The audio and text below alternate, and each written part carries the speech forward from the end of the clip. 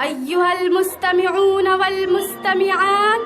اليوم يوم 26 من شهر يناير،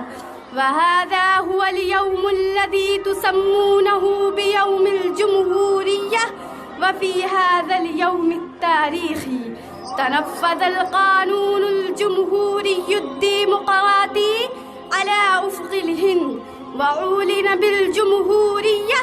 لساكن الهند وكل رجل منا، سواء كان يتعلق بأي دين وملة، يستحق حرية الرأي والفكر والملة والعقيدة